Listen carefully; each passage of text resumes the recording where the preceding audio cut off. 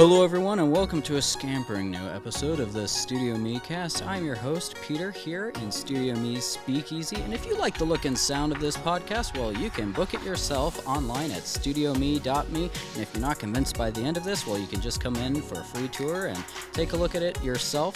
I am joined in the Speakeasy today by another special guest, as always, and this time it is Ben Dietels. He is a filmmaker, writer, musician, he's a podcaster, he's got a whole long list of things that he does. I'm sure we're just barely going to scratch the surface this time, so let's just jump right in. Ben, thank you so much for joining me today. Yeah, no problem. Thanks for having me. My pleasure. Whenever I think of you, I'm reminded of a film that it was a while ago, but you made Trash Hawk Down. Yes, which yes. I enjoy immensely. And yeah. I've brought it up recently to a few people, and we'll even have a link to that in the description below, along with some of the other things we're going to talk about, audience. So, but you're part of also BPO Films as well. That's true. Your podcast is Neon Brainiacs. That's right. And have you passed 300 episodes for that? For Neon Brainiacs, yeah. Wow. Yeah, over 300. I think we're coming up on 350. Dang. Yeah. That's amazing. yeah. Never missed a week since we started. So every Wednesday for, I think we're coming up on 7 years. Yeah. Wow. Yeah, every Wednesday there's been a new episode of Neon Brainiacs for almost 7 years. Yeah.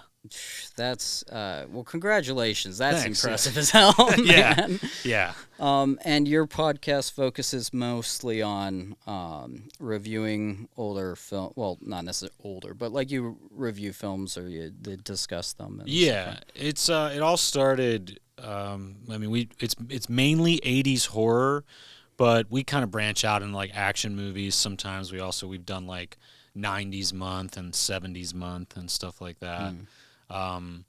Yeah, it all started because I play in a band with one of my co-hosts, and we would spend a majority of band practice just bullshitting about movies. And he had this idea. He's like, I've always wanted to do a podcast, but it was just like all based on 80s horror movies, and it would give me like an excuse to go back and like watch a lot of these movies like I haven't seen or like only seen once or whatever. And I was like, yeah, sure, we could try it. And then we just kept doing it for now 7 years. So yeah. 7 years. That's a magic number right there. So you, I mean, I've seen you in the local film festivals. You've also been a part of at least a few features as well. We've had Lance Parkin on the podcast. Yeah, who's also on the podcast. Right. Yeah. Yes. As one of your co-hosts. Yeah. And but you were in the Boonies as well. Yeah. But you're also I've seen before it was released, Jeff Smee, who's also been on the show. You all know him. He's done the he shot your at least one of your music videos as well. Yeah, he was involved in all 3 of the music videos we released last year. Yeah. So where did this you get out there a lot? Is what like you host a podcast, you're in a band, you're in films that you're also making and stuff, but you're not just a behind the camera, kind of guy. Yeah. Like you get out there. Where did this have you always been like that? Where did that, I mean, getting yourself out there, performing arts, like where did that come from? I mean, yeah, as a very young boy, my parents pushed me into the arts pretty young. Like I wanted to take karate, but like my mom was like, no, you're going to go take piano lessons and you're going to go, we lived in the Coriopolis Moon Township area. So there was the Swickley Arts Center over there that used to have all sorts of programs. My mom would sign me up for all that kind of stuff, whether it was like, just regular drawing or there was even like a comic book drawing class, like all that sort of stuff. So I got involved in that pretty early and also got a hold of my dad. My dad loved gadgets, so he had video cameras, computers, stuff like that. So I got a hold of that stuff early and was just like, oh, I can make my own stuff, And also too, being a kid that grew up in the 90s, Kevin Smith was a big influence, him with Clerks and Mallrats and that. So yeah, it was just a no-brainer to, start making things. And yeah, so just always been into music, always been into movies, and always been a bit of a ham, so it's easy to get in front of the camera and just do whatever. So Speaking of Kevin Smith, have you been to the church around here that was in Dogma? no, I've actually I mean I know what you're talking about, but yeah, I've never actually been inside. Yeah. Well, I haven't been inside either, but Yeah. there's I only recently kind of realized that it's just right over there. Yeah, like where So- George Carlin stood outside with Buddy Jesus. Right. like- Yeah, it's like the big ending, the climax of the That's film. right. Yeah. So yeah. it's it was kind of cool to go there. It's weird because it's like it's a condemned building. There's a fence around. It's Yeah. clearly dilapidated as of the time of this recording. And yeah. but it's like, oh wow, huh? Yeah. Just take a picture. So always been in the arts. Yeah. So do you still play piano? Occasionally I have a keyboard I kind of noodle around on sometimes, but it's mostly guitar these days. But it definitely gave me some fundamentals, when I was a kid, just like basic notes, figuring out melodies and things like that. So Would you say there's anything in particular that, there's a lot of art forms out there. You don't do all of them. Is there anything in particular that draws you toward any particular mediums? Because, there's things in common between film and music and, podcasting and all that. But is there anything that, you particularly get into? Yeah, I think it was just I want to do that. It was really just a lot of monkey see, monkey do. Like as a kid, being like, oh, cool. Like, yeah, I like Kurt Cobain. That's cool. All right, how did he play that? Oh, I can figure that out. Cool. Oh, this is how songs work. Okay, I'm gonna try making a song. And then same with movies and things. Like, oh, okay, like. I want to make my own movies. I need to figure out how to do all that stuff, like what's involved with it. So I've always liked those forms of media and art, so I just always wanted to make my own. Yeah. Be involved in it any way, shape, or form. Podcasting is sort of I know we've been doing it for 7 years, but that was never anything that I was like passionate about. I liked hosting things. I've like hosted stuff before. But it wasn't something I was like, I have to do that. That was more Greg's idea, my co-host, and I just enjoyed doing it. It's just a lot of fun. So, but it was nothing that I was like, I must podcast, like people must listen to me. No, it's more just like, okay, can I make somebody laugh on their way to work? I'll try my best at that. What's been the What's been the driving force for that podcast to keep it so consistent over 7 years? Because it's really easy to miss something over the course of 7 years, especially if it's not like your ultimate passion, I guess. But you've been really faithful and disciplined with it. Where's that driving force coming from? We're just insane. Yeah, really, there have been some really trying weeks and like trying to get an episode up for people. I think lately, and especially over the past like 2 or 3 years, we do have a lot of listeners now, and a lot of people have reached out and been like, hey, your show gets me through, my work day or whatever. So like now it's more a thing like I don't want to miss it because I don't want to let people down who are counting on that, for their ride to work or for whatever they're sitting at their desk, or a lot of people have told me recently too. It's like their walking program, like they got to get their steps in. So like they go to the park, they put on Neon Brainiacs, and they're like, okay, well I got a reason to get out of the park and get my steps in. So wow, there's been a bunch of people have reached out. It's kind of crazy, but yeah, now it's like, okay, I need to make sure it's done for that reason. I think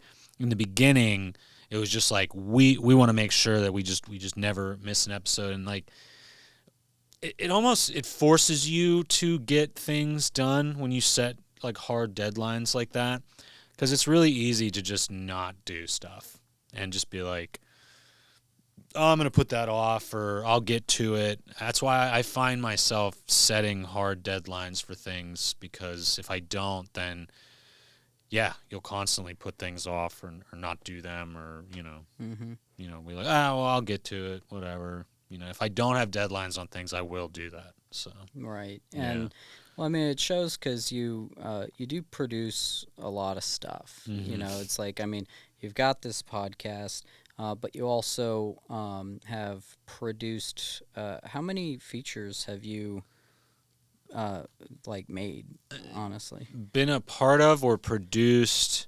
yeah, produced. Let's say. I want to say 7 or 8.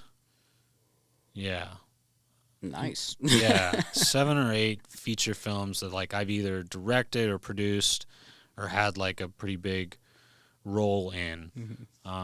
Yeah, maybe even 8, and I'm actually finishing up one now. So yeah, I've done quite a bit. Yeah. Now, with filmmaking, is there a particular role? I mean, I see you on screen, but is that actually, that's the question. Is that your favorite thing to do? Is there a favorite role you have in filmmaking? Is it acting? Is it directing? Is it writing? Like, is there a favorite? It varies. Like, what's nice about acting is I can just show up. I just got to make sure I know my lines and I'm giving a good performance, and I'm not worried about the lighting and if the sound is good, and hey, do we get the location? What time we got to be out of here? Is everybody fed? There's a lot of things involved in micro budget filmmaking, like when you're doing it, that is nice to not have to worry about when you're just acting in something.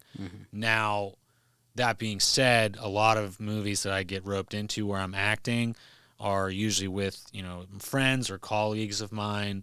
So I end up having to do that shit anyway. So it's just like, oh, okay, I'll help you set up the light, or I'll do this or that. But acting is probably my favorite. I do like directing a lot. That's a lot of fun. I like producing a lot too. I think I'm good at producing because I'm great at bothering people. I'm great at like being that person that's constantly like, hey, we good for these dates? We good for this? We good for... I mean, you can attest to it. I mean, I was texting you even about this program. So. Yeah, I was like gonna text you later in the morning, and you're like, "Hey, we're still doing this today." Where that's the producer in me. Yeah, that's how I'm really good at like keeping on the ball and keeping things moving along. So, yeah.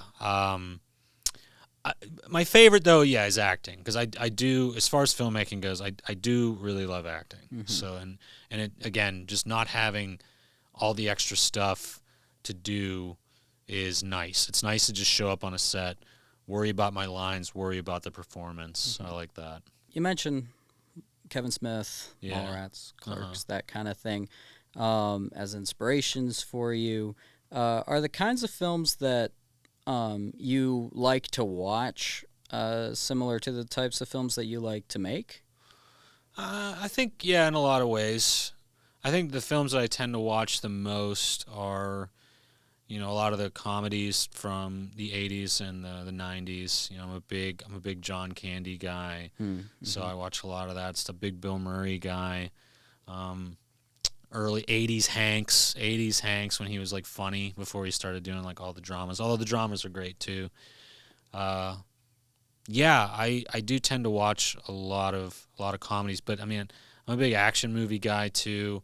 I mean, people probably think because I do a horror podcast and I'm like this like huge horror head, really, but like, I like a lot of horror movies, but I wouldn't consider that like my favorite genre, in all honesty. So, but I do like a lot of them. Right. But I think I do tend to watch a lot of movies that are similar to the ones that I make, at least that I attempt to make. Are there films that you enjoy watching that you like like you've already thought, like, I have a distance from this, I don't want to make anything like that at all, Yeah. I don't think I would ever want to make, you know, like a superhero movie or anything like that. But they're fine to watch. You know, I think it would be too complicated and not something that I would be super into. I like smaller stories. I like, like smaller scale type things. Like I don't think I could ever make like a Roland Emmerich, like, disaster movie. Right. Like I don't think I could ever do that. I mean, I would certainly, if the price was right, yeah, certainly try. But I think, yeah, the stuff I tend to make is smaller and, yeah, more like just, people focused, like focused on characters and sometimes like everyday life sort of things, John Hughes is a big inspiration for me.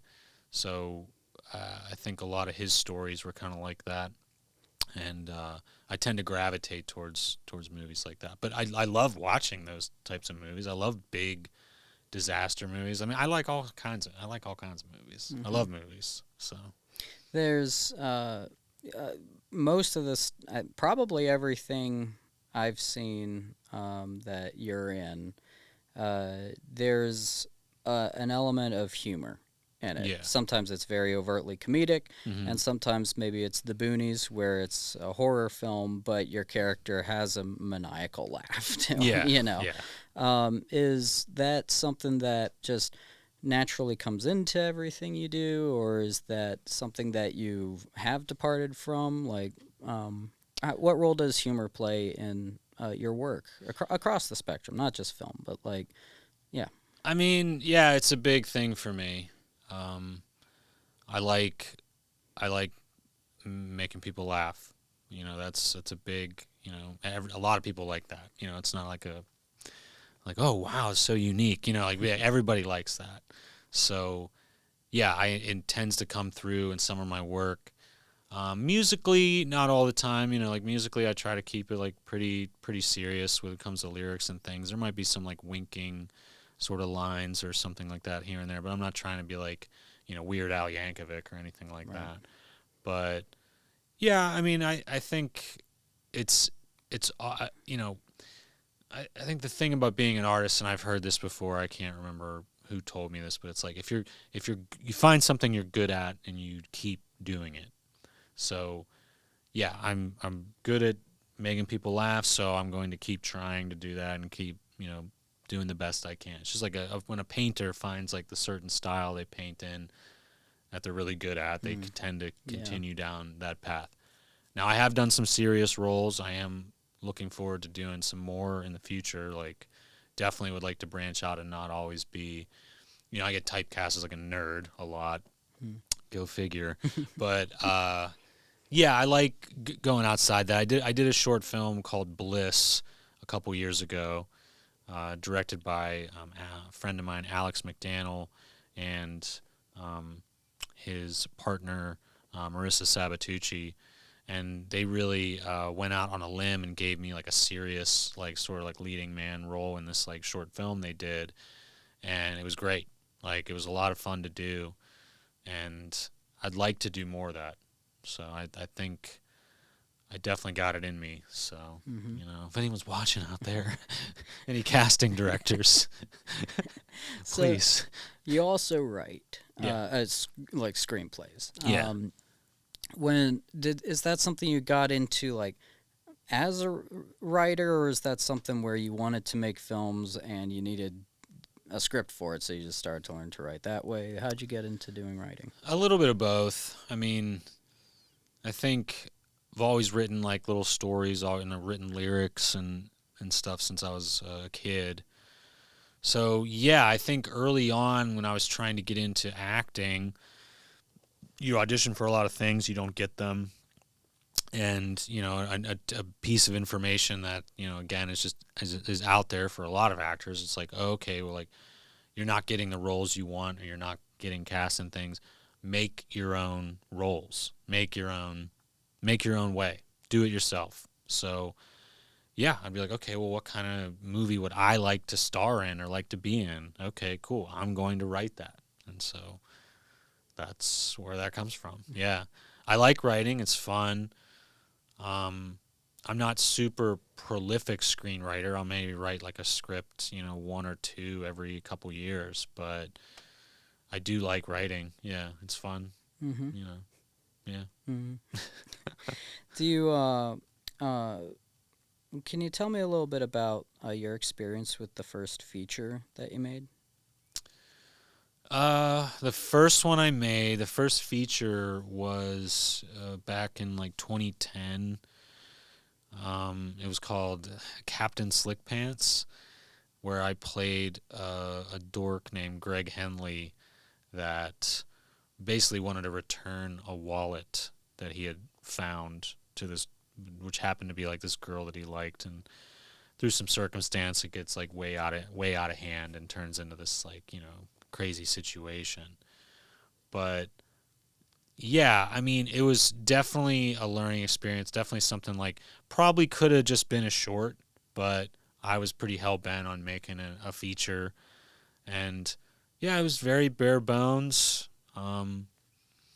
Not a lot of crew, mostly me and whoever else wasn't on camera, and yeah, I mean, it went pretty good. It was just looking back on it now, there's a lot of things I would do differently, but it's Right. just, yeah. There's things I do differently while I'm doing them. Yeah, exactly. Yeah. So, you're always going to feel that way about the work that you put out, but yeah, I mean, it was fun. Again, like I didn't know what I was doing. I had nothing to lose. This was back, like I think I shot it on a Panasonic HVX, I want to say. So it was like, wow, 720p. Whoa, Whoa.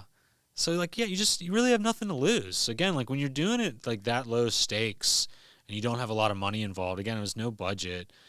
You're not answering to anybody. You're not, responsible for someone's money that they invested in or whatever. So like, there's a lot of freedom in that. There's a lot of fun to be had, in my opinion. You can do whatever you want, really. Mm-hmm. I mean, so yeah, it was a lot of fun. That experience was great. Did it turn out great? Probably not. I mean, it's okay. But How long was the runtime? that one, I think, it's about an hour and a half. Yeah. Cool. Yeah. How long did it take you to make it?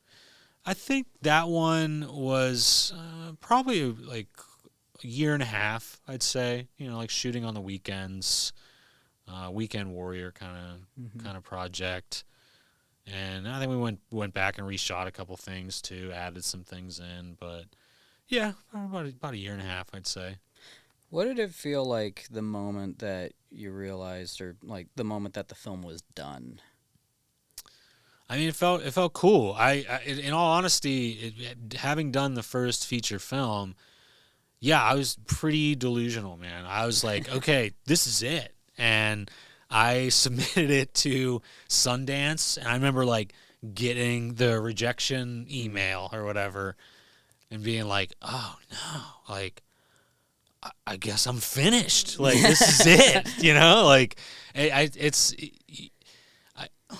I'm trying to think how to like put this into words, but like you just have this like crazy, hubris, so to speak. Like when you're like, I made a movie, this is great, and there's no way it's going to get rejected. But then, you start to realize there's so many filmmakers out there. There's so many people making really good stuff. Like it's a really tough business. It's really hard. So yeah, I felt really great about it. But at the same time, there was a lot of rejection that came from it too. Which is a lot of being an artist these days, is like you make things and you kind of hope for the best. But ultimately, you got to have a thick skin, because a lot of what you put out there is going to either get rejected or people aren't going to like it. They're going to say mean things about it, even if it's very good. Like you have to deal with that.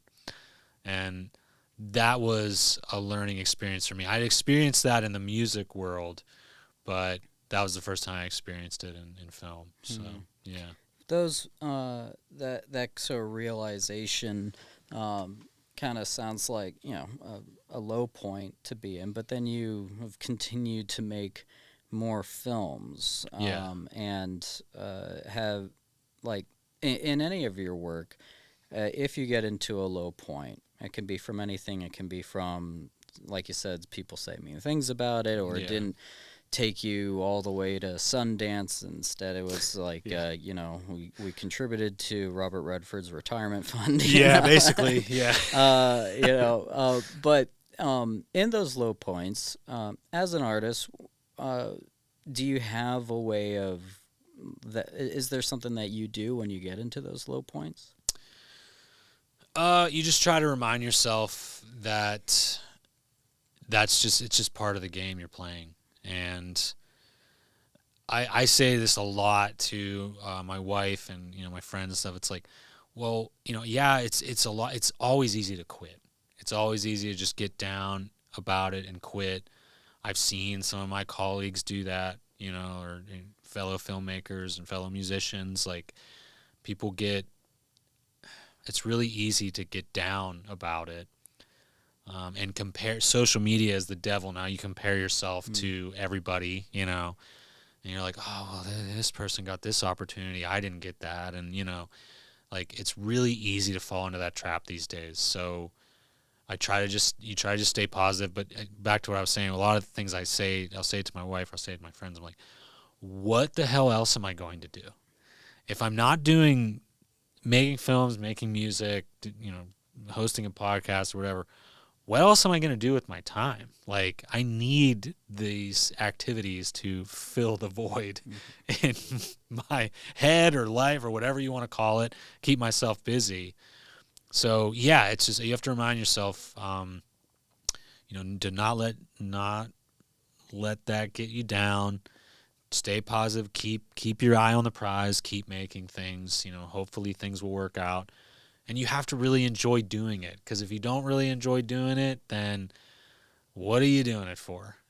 Because if you're just doing it because you think it's going to make you famous or you're going to make a lot of money or something, you're going to be disappointed a lot. Mm-hmm. So it's a lot of the stuff that we do as filmmakers and musicians, content creators, which I hate to say, but like, it's playing the lottery. You're constantly playing the lottery every day. You're putting it out. You hope it catches fire. You hope it goes viral or whatever, and you hope for the best. But you can't. There's no code you can crack, to get that every time. So you have to enjoy what you're doing, or else you're going to drive yourself crazy. Absolutely. I identify with that a lot. There's one of the probably the best summer of my life, I'm fond of saying, was in 2016. I was on staff at a Boy Scout camp, and we had this ceremony at the end of all of our big campfires where it's right by the lake, and the staff would make a bucket line, and we'd draw water up from the lake and, pour it onto the fire one at a time while singing Puff the Magic Dragon. Yeah. That was just our ceremony. And we had this guy, I'd been on staff there like a year before, a year and a half or something, and we had this new guy there who, he was like, oh, we could put this fire out way faster if we just all, like, we've got a lot of buckets, let's all just do this. And I was just like, the point is, if you're just trying to get to the destination, if you're just focused on that, you're not going to enjoy like the process of getting there. Yeah. And you're not going to enjoy the ride. Yeah. And it's like, we like doing this together. Yeah. It's something that if we all just kind of quickly did then went off and did whatever, I wouldn't be able, I wouldn't have that memory to think fondly back on of that summer of like every like week when we would do that. Yeah. And the same thing is true for filmmaking. Now, that being said, is there a part of the filmmaking process that you could do without? Maybe you don't even hate it, but like just something that if there was someone who came into your life who's just like, I'm going to do this for you forever now, and you'll never have to open After Effects again, or whatever it is. Like I love nothing more than mixing sound or whatever. Is there a part of the process that really is not, that you could do without? Any of the like color grading, sound mix, like any of that stuff, like the final touches type stuff. that kind of drives you crazy. Editing's not too bad. Like I'm not crazy about it. Like it's funny. One of your former guests, John Gannan, is helping edit a feature that I shot, a couple years ago that we're trying to get to the finish line, and it's been an interesting experience having another editor because I was so used to just doing it myself, and it's been a really good experience having somebody else do it, having someone else's like 2 cents involved when I'm so used to just doing it all myself. Mm-hmm. So yeah, I could deal without some of like the post-production stuff. Like I like making it. I like showing up. A lot like what you were saying with like putting out the fire with the Puff the Magic Dragon. That's my favorite part. Mm-hmm. I said this to a couple of friends of mine the other day, where it was like a lot of like the filmmaking, even like music stuff, but I'll say filmmaking in general, because when you're making a film, it feels like summer camp. And to me, it's like a lot of times I'll make a film because I just want to like hang out with people and see people, right? Like this is what we do. Yeah, like but like there's people that I normally wouldn't see unless I was like, hey, I'm making a movie. Can you help run sound, or can you help me with the lights, or can you run the camera? Can you act in it or do whatever? It's an excuse to hang out and see people and eat pizza and stay up late and celebrate once the shoot's done. You're like, wow, we did it. Let's go get a beer or whatever. Like it's an excuse to hang out with people. Like I'm sure like we were both young boys once. Like you'd call up a friend to come over, and you'd be like, do you want to come over and play? Right? You want to come over and play, whether it's video games or like out in the yard or basketball or whatever. It's tough to do that when you're in your 30s and 40s and just call a grown man up and be like, do you want to come over and play? Like, but if you're like, do you want to come make a movie with me? Yeah. Like you'll get a better response, and you'll get that camaraderie and that sort of friendship stuff. So I love that part of filmmaking. The post-production stuff can be fun. I do think it's fun putting things together, coming up with things in the editing room. That's fun, but it can be very painstakingly boring at times and frustrating when there's always new programs coming out and new things, and you got to learn, okay, where is this? Like I switched from, I used Sony Vegas for years to edit things, and I've recently, the past couple of years, I've switched to Premiere, and I'm still like trying to figure out where's the effects window at? What windows do I need open here? Why can't I find this tool? It should take me 2 seconds. It's taking me 20 minutes, So luckily Google helps. Yeah. But well, in that on that note, with working with John Gannan as the editor with you, a question about that. As you're shooting stuff, a lot of the time, we're sort of editing in our head as we go, what we want to look like and all that. Maybe we know on the day what take we think is best from a particular, for a particular line or something. When you're working with John on that edit, do you start with him, or do you have him do an edit and then you watch that and give notes? What's the process of collaboration been like? Well, it was a little bit of both. At first, it was John going off on his own and editing a scene, and I would look at it and give him notes. Did he do anything that surprised you with that? Sometimes, yeah. Yeah, sometimes he would make some choices that I was like, oh, okay, like I wouldn't have done that, but like I like that. That's cool. Lately, though, the way we've been doing it is like we'll get on a Zoom call, and he'll have the editor, he'll share his screen, and then we'll sit there and, edit things together. And I kind of let him take the reins, but then I'm there to guide when, again, I know more about the footage that was shot. So I'm be like, oh, I think this take was probably the best take. We should probably use as much of that as we can. One of those kind of, like, that's basically how it's been working lately. So it was a little bit of both. It started out one way, but John and again, it's nothing against him or anything. It was just like I think he needed a little bit more guidance, so to speak. Working with him on stuff, have there been moments that were like, I guess were without communicating beforehand, you both came to a similar conclusion about a scene? Like maybe he used a take in his version of the edit that like was the one that you would have used, that kind of thing, like where there's the footage is making sense in the same way. Yeah, I think so. And it's like too, I mean, again, you probably know, like generally when you're doing film stuff, the last 2 takes are probably the one you're going to use. So, it's basically going through those. Okay, is it in focus? Does it look good? Does the lighting look good? Does the audio sound good? And are the performances good? There's a lot of factors involved in that, like which one you're deciding to use. And in my case, too, especially with this movie we're doing, it's a straight comedy. So what's the funniest take? Where's the funniest joke? This movie had a decent amount of improv too, so you're like, okay, we got to make sure we use that line in there, even if maybe the lighting wasn't quite as good on, like maybe the sun came out for a second or whatever.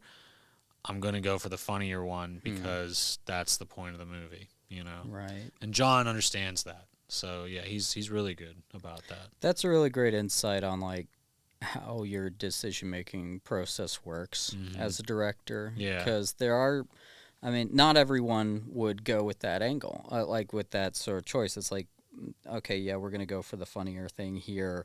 But because a lot of the time what you have to do is figure out what is going to be sacrificed. Yes. Yeah. And so... and knowing what like the whole point of your film is, is the big part of that. So now is when you're let's talk about production and directing for a bit. Yeah. Let's talk about the improv. Is the improv, how much of the improv that goes on with the set, is that mostly something that just moments of inspiration while you're rolling, or that's stuff that like maybe gets added in rehearsal? What does that kind of look like? I think a little bit of both. Especially the way BPO works, it'll always be okay.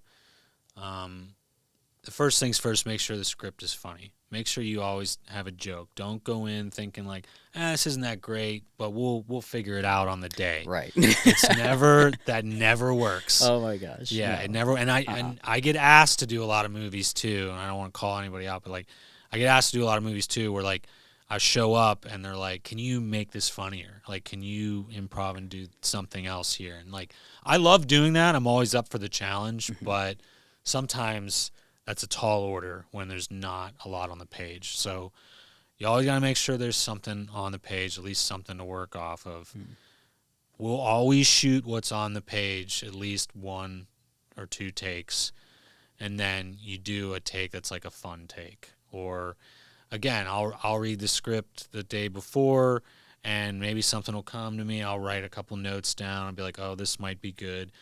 I do that too anyway. If I'm hired to do like a comedic role in something, I'll do that naturally. I'll write down a couple extra jokes or a couple extra things that I think would be funny, and then show that to the director or the producer, and then they'll be like, yeah, that's good. Go ahead and do that, But yeah, a little bit of rehearsal, a little bit of everything when it comes to that. It's like kind of, there's no real right or wrong way, but I think the key to good improv is making sure what's on the page is funny. And if you can add to that, that makes it really good. Right. Yeah. And also it helps to work with a lot of the same people as well, which especially through BPO you've been able to do, which is great. Yeah, those guys are great. Or like, again, if you see people in movies, that's what I tend to do too. If I watch like indie films and I see somebody who I think's really good or really funny, I'll totally steal them. I'll be like, yeah, you need to come and play in my sandbox. Like, come on over. And then, you find a new dynamic with somebody else. There was a comedian, a local comedian in town, Terry Jones, super funny guy. I saw him do stand-up. I actually worked with him at the last place that I worked at, and he always made me laugh. So he's just one of those guys. I'm like, yep, I got to get you in a movie. So he's in the next one. That's so, fantastic. Yeah. Now, we've alluded to this next film that's being edited right now and stuff. Can you give us a little bit of like a bit of a presentation on this? Like Sure. The title, what's it about, log line, Yeah. . Sure, definitely. The new film is called Dead Guy on the Davenport. It was shot by Jeff Smee. It is about my character and my buddy, played by Blake O'Donnell. We are two musicians that teach music at a local youth center. And the youth center is being shut down. The funding has cut out for it.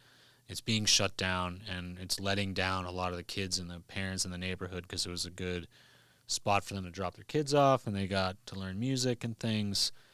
So through some circumstance, we decide to raise the money ourselves for this. In order to do so, again, through some circumstance I won't give away, we decide we're going to rob a drug dealer. And it doesn't go well. Yeah. So that's the premise. Yeah. So it's kind of like if I had to compare it to anything, kind of going for like a Beverly Hills Cop kind of vibe with this one. Like a little bit of action, not super action packed. I mean, it's not like Michael Bay or anything, but there's a little bit of action, a little bit of a thriller aspect to it. But it's very funny. Like it's like these two guys are not equipped to do any sort of heist like this. So that's where a lot of the comedy comes in, and it's turning out really good.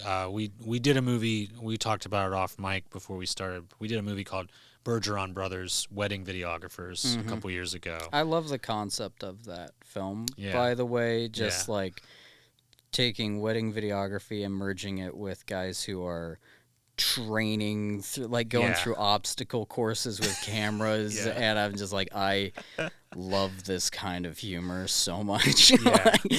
Well, it's literally, we took that dynamic of like our relationship in that movie and kind of took that kind of dynamic and planted it into a new story. So like we're new characters, we're different people, but like think like I'm a big like Belushi, Aykroyd kind of guy. So those guys did a few movies together, and that's kind of like how I see Blake and myself. We have that sort of like very good.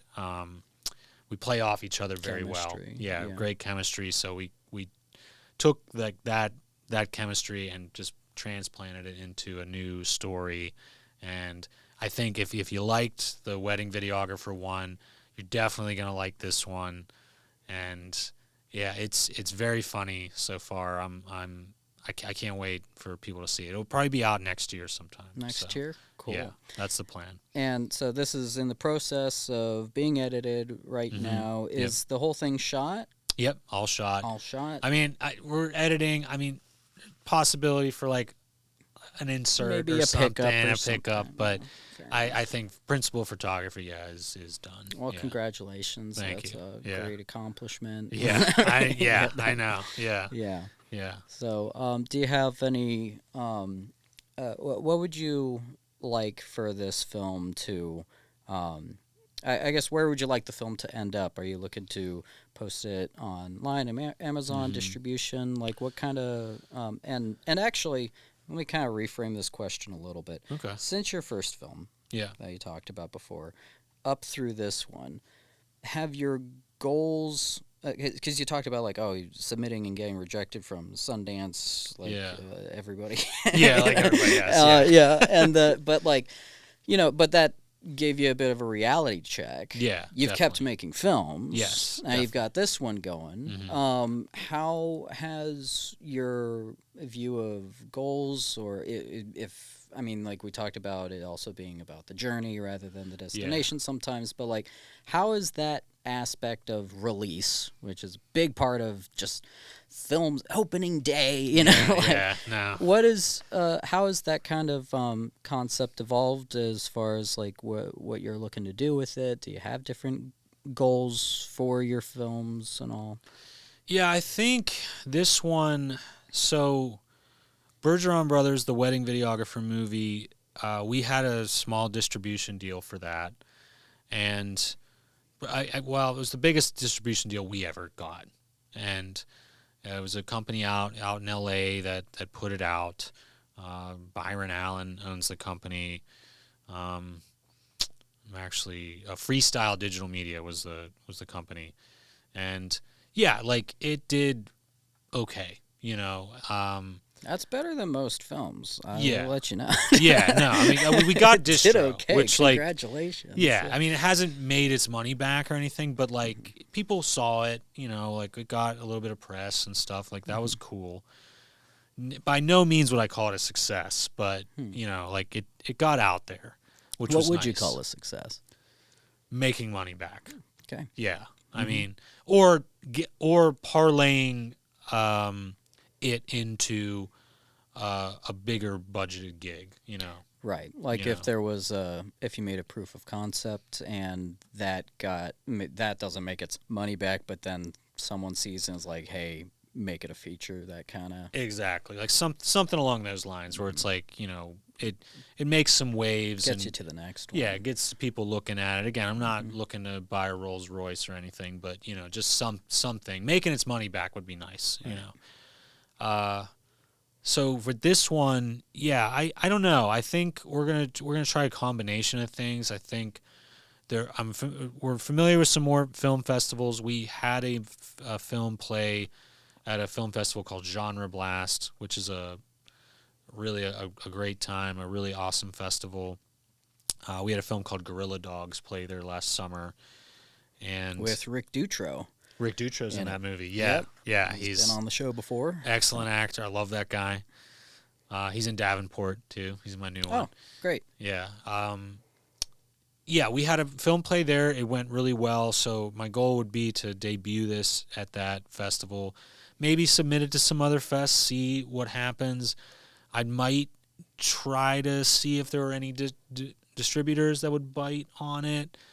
But I don't know. Yeah, I think that really in my head right now is I would like it to do well enough to make some waves that I can attempt for our next project to do a crowdfunding campaign. It's something that I've never tried, and I've always been nervous about trying it because I'm worried, you know, it'll fail and not enough people would, you know, be into it. But I think the idea with this new one is to like try to create enough of a buzz that I could crowdfund something for, let's say, in the ballpark of like 10 or 15 grand, and I could make something, you know, pretty great with that money, which probably sounds like nothing to a lot of people listening to this, but I've never had a budget more than like 10 grand to make something. So, yeah, I would love to try. That would be a really, you know, that's sort of the bar I'm setting with this one. It'd be nice to get some press, make some waves. Hopefully people like it. I just want, that's the other thing too. I just want people to laugh and like it. So yeah, that's kind of where my head's at with this one. Like it'd be cool to like get into a couple festivals with it and see how it does, and mostly to see what people laugh at and you know, see what works, you know. But, yeah. Have you well, on that note here, when you've screened your films at festivals, friends, whatever, and everything counts. Yeah. Is there a screening that you've been to for one of your films that really stands out to you as an especially thrilling or experience? Yeah. Like, what's a screening that you've been to that stood out to you for one of your projects? I mean, a really fun one is I did a movie called Slaughter Drive a few years ago, which is like a slasher like comedy, and we showed it at the Hollywood Theater in Dormont here in Pittsburgh. And we had a bunch of people come out, and it was a really fun time. Like, it was a lot of laughs, a lot of crowd reaction from the theater for not only like the kills in the movie, but the jokes and the stuff too. So I remember being really pleased that night. Like, it was a lot of fun. And yeah, there's always, like, for any of those screenings, when you're in the screening room and, like, you know, you're hoping that all the jokes hit, but there's always like one or two that like don't. So you always have that like, you know, like feeling. But that kind of sucks. But, you know, it's just par for the course. Like, not everything's gonna hit, you know. But then what's lovely about that and doing the screenings is that you can go back and cut that joke out because nobody laughed at it, and then put it out on the internet and like distribution and stuff. Right. You know, I think that's really what I like to do with screenings is see what's playing, see if like any minutes need shaved, see if you can, because you could feel it in the room. Yeah. Like when people are getting bored or if a joke's not hitting or whatever, you can literally feel it. There's nothing like that. But yeah, you can always go back and, you know, you use it as a test screening. You know, use it like the Hollywood, like that's what they do in Hollywood. They show movies, they give comment cards out, and you know, they're in the room too. They can see what's playing and what's not, and then they trim it up or add things in or whatever, and then that's the movie we all get to see when it opens wide. You know, so I love doing screenings because yeah, not only you get the rush of yes, that worked. You feel like the mastermind, you know, like, haha, I did it. And then, but then you also get, you know, punched in the gut when like things don't work. So it's fun. It's scary and fun. So is that your favorite part of the filmmaking process, the screening? I mean, no. Like I said before, my favorite part's the journey. Like I like the making of it. Yeah, of course I like showing it and, you know, people telling me I'm great or whatever or not great or, you know, I'd rather people be honest than just, you know, lick people's asses or whatever. But I have a friend who she screened her first feature and before the film started, she was just like, I'm so happy y'all are here. You know, and she said, if you don't like the film, don't tell me tonight. Yeah. Tell me tomorrow. Yeah. After I've enjoyed this evening of finally getting to show it. I thought that was a pretty fun way to see about it. I think that's a really good way of going about it. Yeah, enjoy it for that night, and then give me the constructive criticism later. But yeah, no, it is fun. But I do enjoy making it more than showing because it can be nerve wracking too, like showing things. You know. Yeah. Well, fantastic. Well, I think we're just about up on our time here, but Ben, thank you so much for joining me. Thanks for having me. Absolutely. This was fun. I've like been around you for a while, like just for years, like just whether it's just peripherally at festivals. We've talked a few times, so it's great to like actually sit down and talk with you about what you do. Yeah. You know. Yeah. No, it's great. It's great to hear that you've got another film in the can that you're putting together with John Gannan. Oh, that rhymed. Well done for me. Yep. And but when that film's done, I'd love to have you come on back and like we can talk again and promote it and all that. And we don't have to wait that long. You know, you got something else going on, whatever, or just feel like being on a podcast. You know, just let me know. But thank you for being my guest. I've really enjoyed talking to you. Thanks for having me. I really appreciate it. Absolutely.